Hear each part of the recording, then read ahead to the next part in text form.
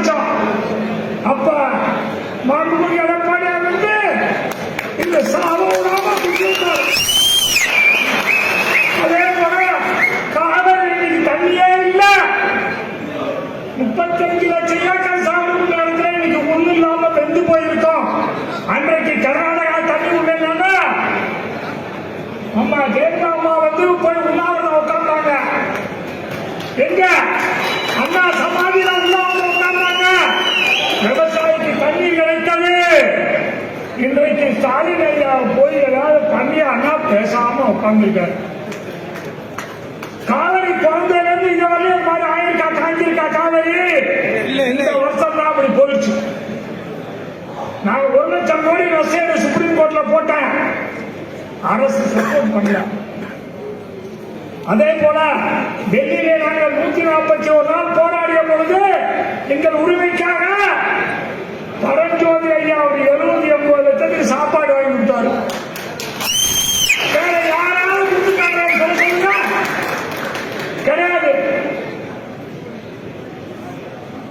ஸ்டாலின் கொடுத்து அனுப்பிச்சாரு பொய் சொல்லுவாங்க. கனிமொழி கொடுத்துட்டு பொய் சொன்னாங்க. எங்களுக்காக எங்க உயிரை காப்பாற்றியவரே எங்களுக்கு எடப்பாடியார் தான். விவசாயிகள் என்றால் அடிமைகளாக பார்க்காமல் இந்த நாட்டினுடைய முதுகெலும்பு என்று கூறி நாங்கள் என்னென்ன கோரிக்கை வச்சோமோ அதெல்லாம் அவரால் செய்ய முடிஞ்சதெல்லாம் செஞ்சாரு. இந்த காஸ்ட் அண்ட் பிரைஸ் கமிஷன் டெல்லியில் இருக்கிறனால 2 மடங்கு லாபத்தின் விலையை அவர் கொடுக்க முடியாது. அது வந்து டெல்லியில தான் முடிவு பண்ணலாம்.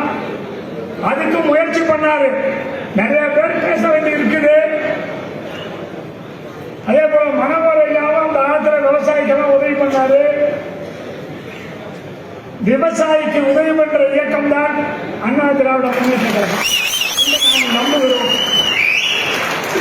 எங்களுக்கு வந்து இதுல வந்து இந்த 2 மடங்கு லாபத்தல் விலையை தருகிறேன் என்று சொன்னார்கள். அதை எங்களுக்கு கிடைக்கணும்.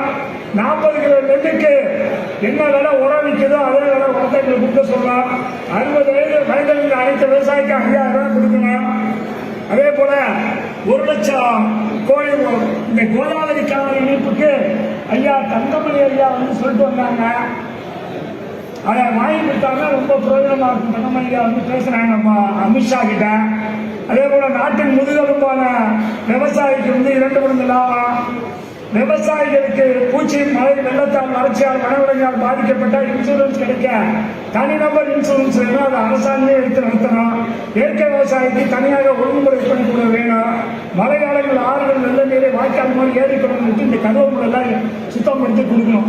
நிறைய பேர் பேச இருக்கிறதுனால பேசுவதற்கு முதல் வாய்ப்பளித்த உங்களுக்கு நன்றி கூறி எங்களுக்கு விவசாயிகளுக்காக உண்மையாவே பாடுபடுகின்ற ஒரு இயக்கம் தான் அதிமுக.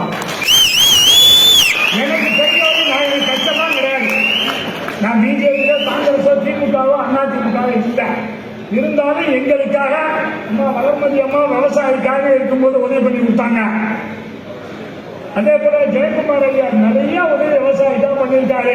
எங்களை கூட்டிட்டு போய் முதலமைச்சர் உட்கார வச்சு முதலமைச்சர் ரூம்ல எத்தனை பேரை உட்கார வைக்க முடியும்? 68 பேரை கூட்டி வச்சு டிஎம்டி சர்டிபிகேட் வாங்கி கொடுத்தாரு.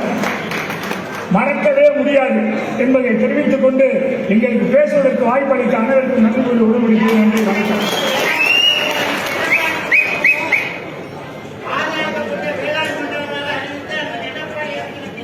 நன்றி. நான் உண்மைதான் தமிழகத்தை காவிரி டெல்டாவை பாதுகாப்பு வேளாண்மை அறிவிச்சாரு.